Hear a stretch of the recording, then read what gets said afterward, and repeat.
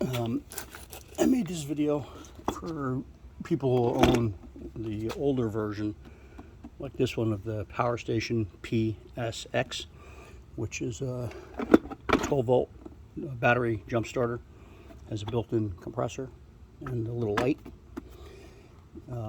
I've had this for a few years. My father-in-law bought it for me a while back before he passed, and I used it quite a bit, and it worked great until, of course, the battery died. It's been sitting for a couple of years, and I went online a few times and looked for replacement batteries, and all the internet ever told me was that there was no way to replace it. So a few days ago I decided just to take it apart, which is very simple. Lay it on its face, and you've got 10 to 12 odd screws that come out real easy. I just used it's a long bit. You can use it by hand, or I used a power tool and used an old Phillips screwdriver, which I cracked the handle off of, hacked the end, and put it into my drill, and I was able to spit them out real fast. I would hand tighten them because they do strip fast. Once you take it apart, you can separate the cover. It has a seam here. This handle comes out separate. Just take it apart carefully, and then take this piece and lay it off to your side. I'm sorry I didn't do the video when I had it apart, but I didn't decide till afterwards. Once this part's aside, there's you're going to have your positive and your negative lead connection wires, and then you can have two smaller ones, I guess, for the air compressor and the light. The negative side was corroded pretty bad, so I'll show you the stuff that I used. It's well worth your money. Of course, if I can find it, here it is. You can get it at Lowe's or Home Depot. It's called fluid film, and it's about 10, 11 bucks.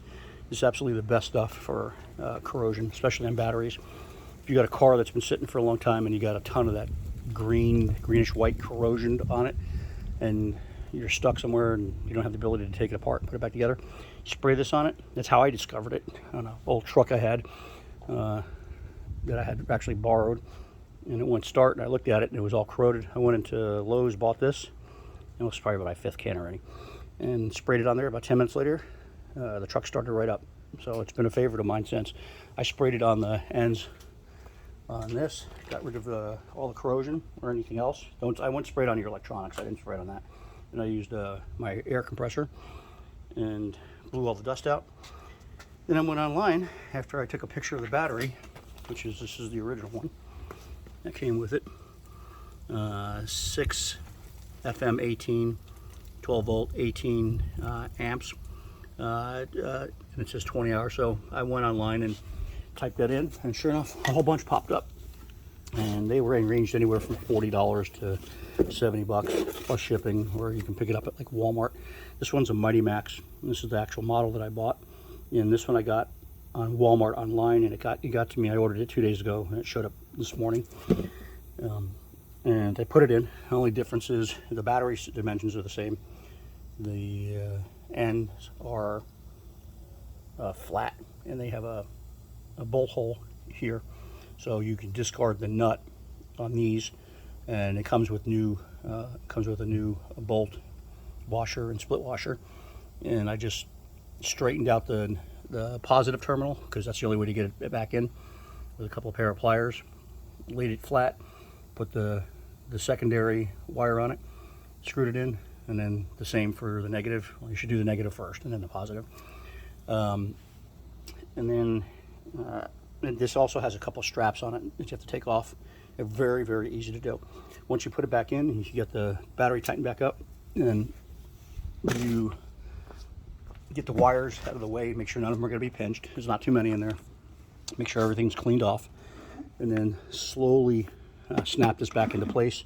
The side panels I put in first, facing down. Put this one in also, and then you slip the cover over it. I wouldn't disconnect all the wires, just the ones to the batteries, unless you have bad corrosion, you really need to take it apart. And I slipped it back in. I used a handheld screwdriver, Phillips, and tightened it up because I didn't want to. They're very thin screws. I stripped one, I had to pull it out, and I used a little bit bigger one. So just use your hand. It doesn't take much to hold it together. Put it back together, I can believe I'm charging it now, but when it's off now, but I turned it. You have to turn the switch on the back. And when I hit the compressor, it worked. The light worked, and then look at that, just over 13 volts. So it's still taking a charge right now.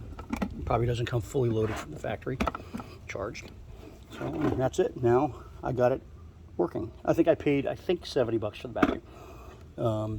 Sorry about the quality of the video. I didn't make this as a pro. I made it just to help some people out who might be throwing these away. You can go buy a new one for about $130, but if you like the one you have, $70 is not bad.